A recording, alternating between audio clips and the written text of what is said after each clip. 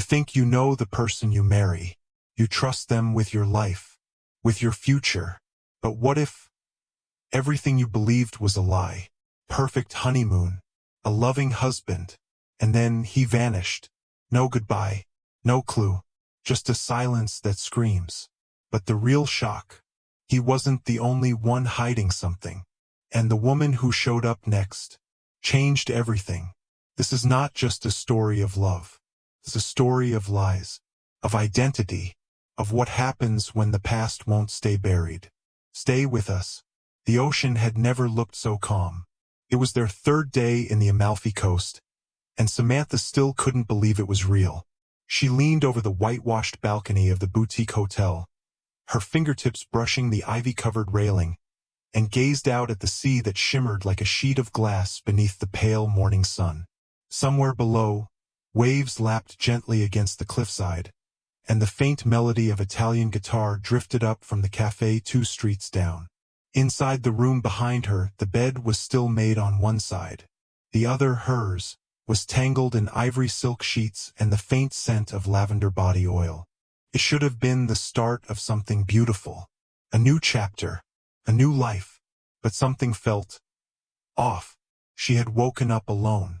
At first she thought nothing of it. Maybe James had gone for a run. He'd mentioned wanting to see the sunrise along the coast.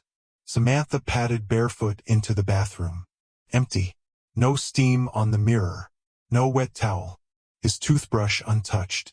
Back in the room, his phone was gone. So were his shoes. But his wallet was still in the nightstand. And his passport. That detail stuck in her mind like a thorn. She glanced at the time. 8:12 a.m. She texted him. "Where are you? Coffee's getting cold." Smiley face. No reply. She called. It rang once. Then voicemail. Still no panic. Not yet. They were in a foreign place. Maybe reception was poor. Maybe he met someone at the bar last night and got dragged into a spontaneous adventure. He was charming like that, always drawing people in, always disarming. One of the many reasons she fell in love with him. But when noon came and went without a word, her smile began to fade. By 3 p.m., she had gone from the balcony to the lobby to the beach and back, asking everyone she could find. Had they seen a tall American man in his 30s? Dark brown hair, clean-shaven, deep dimples, a voice like velvet? Nothing. She asked the hotel clerk to check the cameras. "There is no footage of your husband leaving the hotel," he said in a rehearsed tone, as if he'd dealt with this sort of request before. "He did not pass through the lobby, at least not visibly." "What does that mean?" she asked, heart tightening. "I mean, perhaps he took the service stairs, or exited from a different entrance. We will investigate." Samantha didn't sleep that night. She lay in bed, watching the door like it might open at any moment. Her mind replayed their last night together. The dinner, the laughter, the way he had kissed her forehead before falling asleep, whispering, "I can't believe you're mine." But now he was gone. By morning, she filed a report with the local police. The American embassy got involved. They took down the details, asked about potential mental health issues, foul play, voluntary disappearance. She told them everything she could. About how stable he'd been, how excited, how they'd waited nearly a year to plan this honeymoon. That afternoon, she returned to their room, and something was different. The pillows had been rearranged. Her suitcase, which she distinctly remembered leaving open, was zipped shut. Her eyeliner, always in the inner pocket of her bag, had been placed on the sink.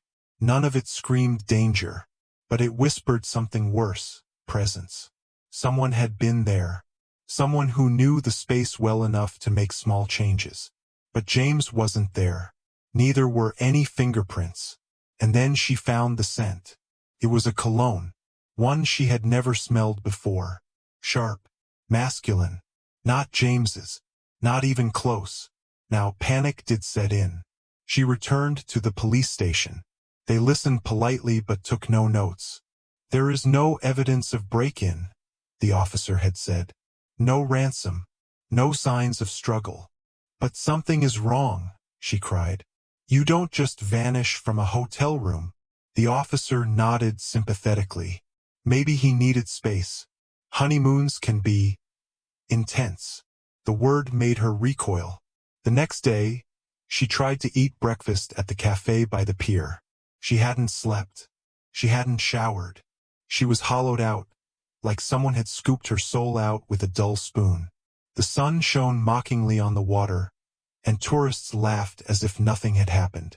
That's when a shadow fell across her table. Samantha looked up, and the world fell out from under her. A woman stood there, mid to late 20s, tall, poised. Her hair was a glossy chestnut that curled in soft waves around her jaw. She wore a long gray trench coat despite the heat and a silver locket that rested just above the hollow of her neck. But it was her eyes that knocked the breath from Samantha's lungs. Pale green, almost translucent, eyes she had seen in photographs. The woman pulled out the chair across from her and sat down without asking. "I've been looking for you," she said calmly. Samantha stared, her voice stuck in her throat. "Excuse me." The woman reached into her bag, pulled out a photograph, placed it on the table. It was a wedding photo. Samantha's wedding photo. Except James wasn't standing next to Samantha in this one. He was standing next to her.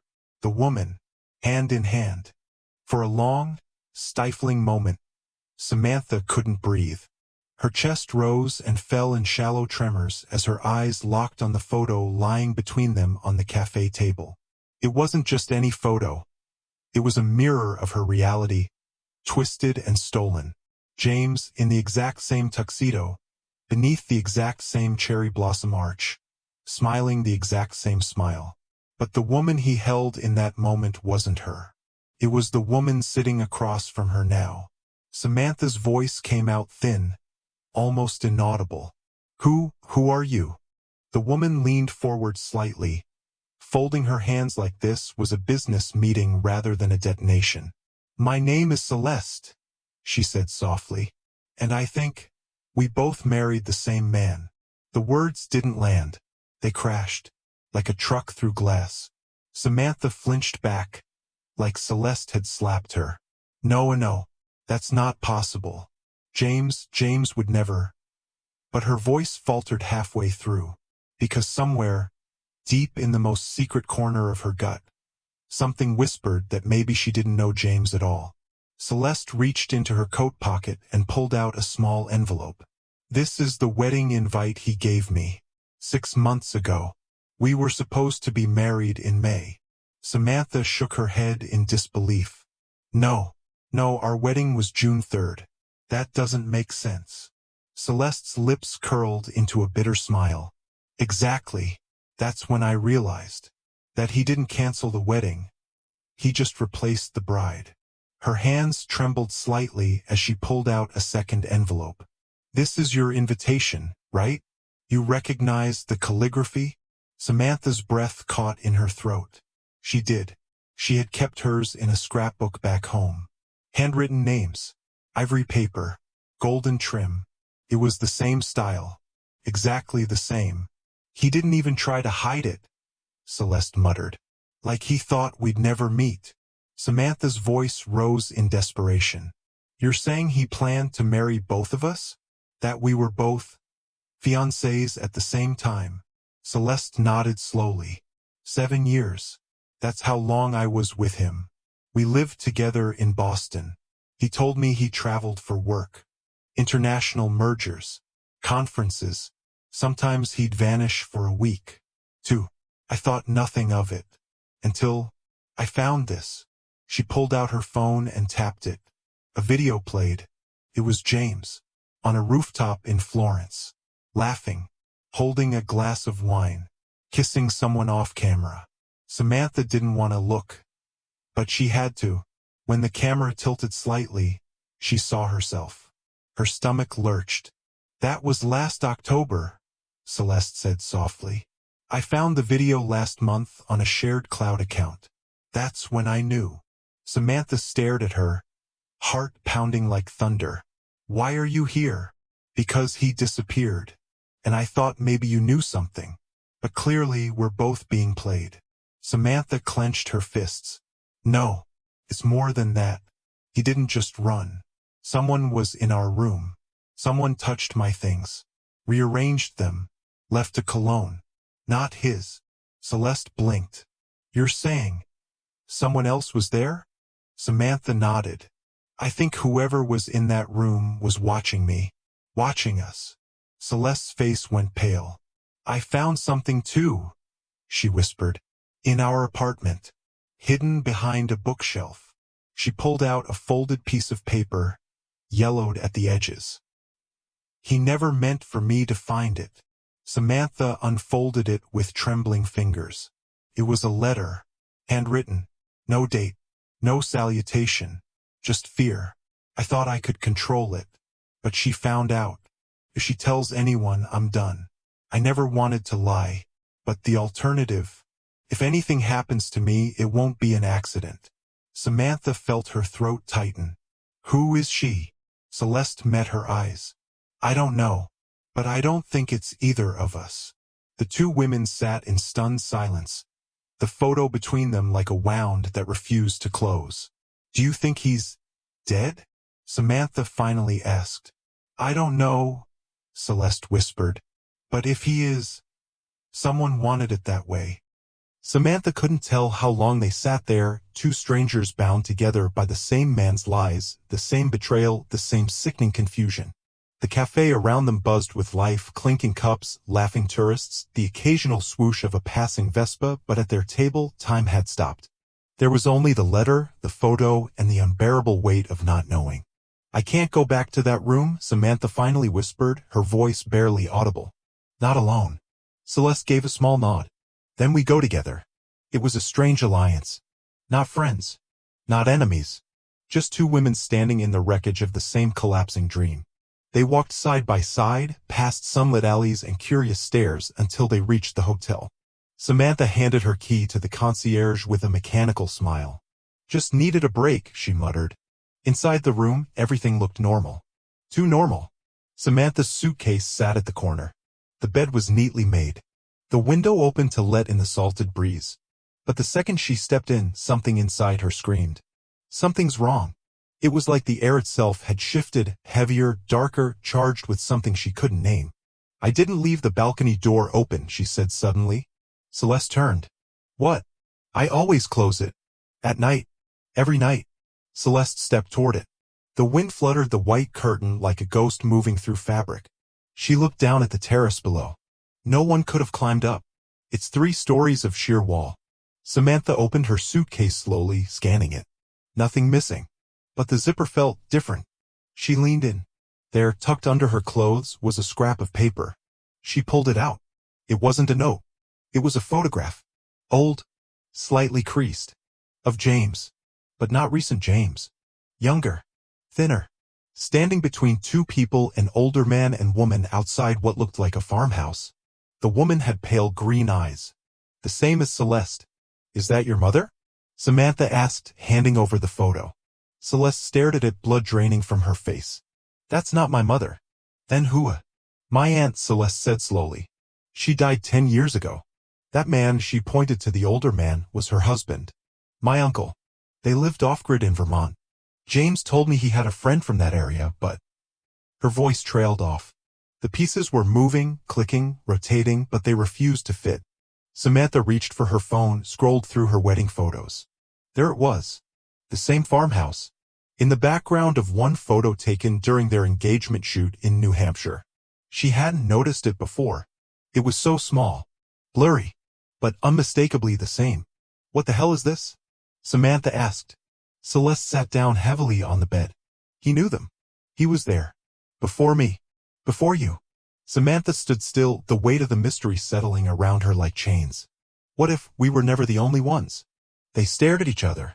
Then the hotel phone rang. Both women jumped. Samantha walked over, hand shaking, and picked it up. Hello? Silence. Then a voice. Distorted. Masked. Low. He lied to both of you. Click. The line went dead. Samantha turned to Celeste, face white as porcelain. We're not just dealing with a love triangle. Celeste nodded, her jaw clenched. No, she said. We're inside something bigger. Something darker. Samantha whispered, what if he's not missing? Celeste's eyes narrowed. What do you mean? What if he ran? From what? Samantha looked toward the open balcony. I don't know. But she felt it now, deep in her bones. Something wasn't just wrong.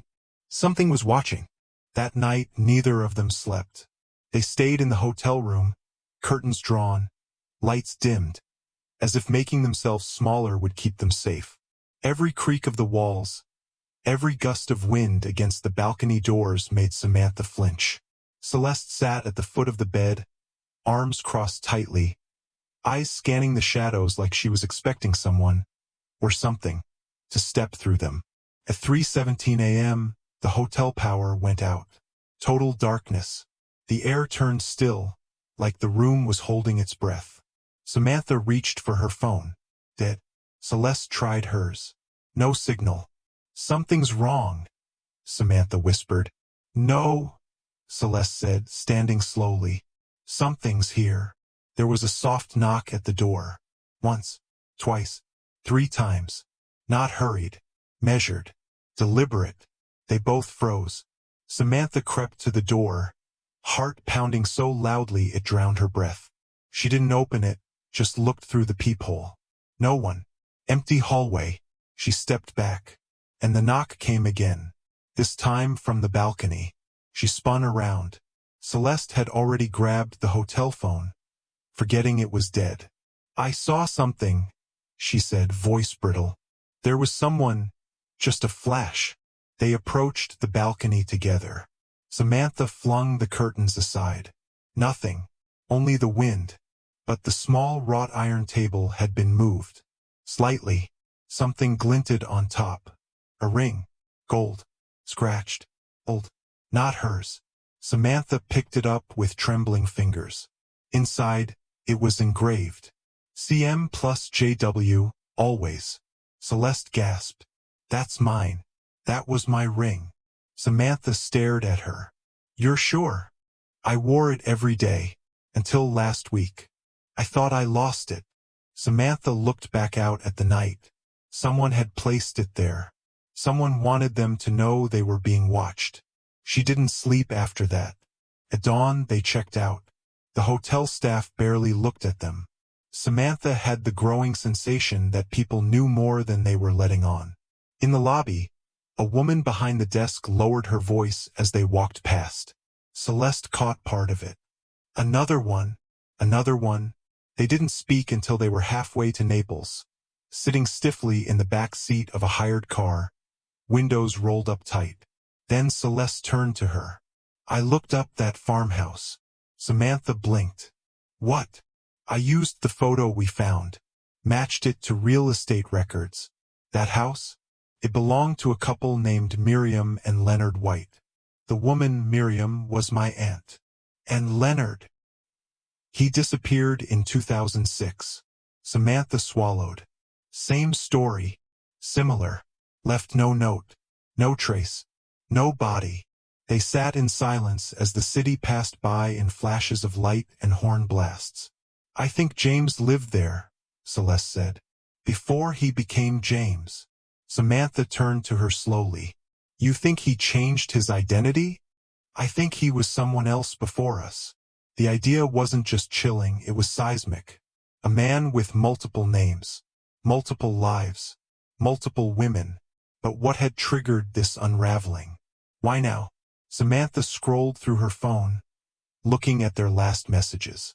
James, I love you more than life itself. James, don't worry if I go quiet tomorrow. Might be a surprise. James, trust me. Always, always. She shuddered. The car pulled into Naples. As they stepped out, a man in a gray jacket approached them. He had a clipboard. Samantha Weller? Yes. I have a delivery for you. He handed her a small, white package. No return address. She opened it on the spot. Inside was a single object. A necklace. It was hers. The one she had left in their hotel room, lost on the first night. Wrapped around the chain was a note. You're not safe here. No signature. No explanation. Just fear. Celeste looked around, her eyes wide. "We need to leave Italy," she said. Samantha nodded. "Now." They booked the next flight to New York. But when they landed, someone else was already waiting. They stepped into JFK Airport, shoulders tense, eyes scanning every face. Nothing about the terminal felt right. Too many people. Too much noise. But it wasn't just the chaos of travel, it was the knowing. Samantha felt it in the pit of her stomach. Someone knew they were here. Celeste tugged her coat tighter around her. "We should go straight to my place. It's safe. Cameras. Gated." Samantha nodded. "And then what?" Celeste didn't answer. Outside, the sky was gunmetal gray. They caught a cab, sat in silence as the city rolled by in colorless blurs. By the time they reached Celeste's apartment building in the Upper West Side, Samantha felt like she hadn't breathed in hours. But the moment they stepped out, she saw him. At first, it didn't register. The man standing at the far end of the sidewalk. Hoodie. Head down. But the posture, so familiar. Hands in pockets. Feet turned slightly inward. "James?" she breathed. Celeste turned sharply. "Where?" The man looked up. And ran. Samantha bolted. "Wait." Celeste called out, heels pounding behind her. The man darted through an alley, crossed a street, weaved between traffic. Samantha chased blindly, heart exploding in her chest. He rounded a corner and vanished. Gone. Again. Celeste caught up, panting. "Was it him?" "I don't know. I think it was." They looked around. Nothing but a brick wall. No exit. No doors. Just gone. They returned to the apartment building, shaken. Inside, Celeste poured 2 glasses of water with trembling hands. Samantha sat on the edge of the couch, mind racing. "I don't think we're going to find him by chasing ghosts," she finally said. Celeste nodded slowly. "Then we do what he never expected." "What's that?" "We look backward." They pulled out everything they had, photos, notes, messages. Cross-referenced timelines. Tracked names. Flights. Hotels. Places James had claimed to be over the years. It was like peeling back wallpaper and finding rot beneath. And then something strange. A woman's name. Repeated. On flight logs. Reservation forms. A name neither of them recognized. Danielle Mercer. "Who is she?" Samantha whispered. Celeste searched the name. A small obituary came up. Danielle Mercer. Died 2017. Car crash. No photos. No family listed. But the address was in Vermont. Same county as the farmhouse. Celeste slammed her laptop shut. "We're going." Samantha blinked. Now? Now. The drive was 5 hours of fog and silence. Every mile closer to the forested hills of Vermont felt heavier, like gravity was changing. By the time they pulled up to the old Mercer property, dusk had fallen. It looked abandoned. Shutters falling off. Weeds waist-high.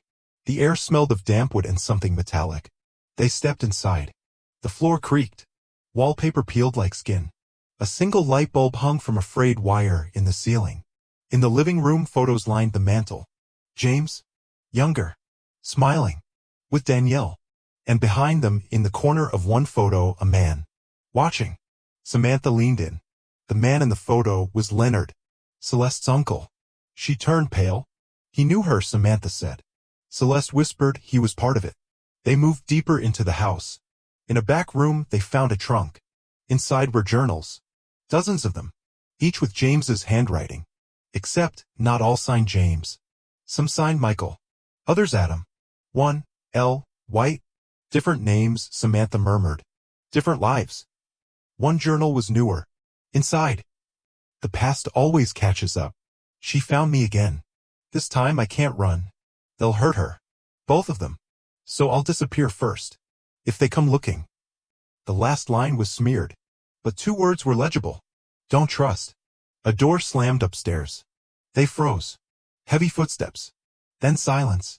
They ran. Out the door. Into the night. They didn't look back.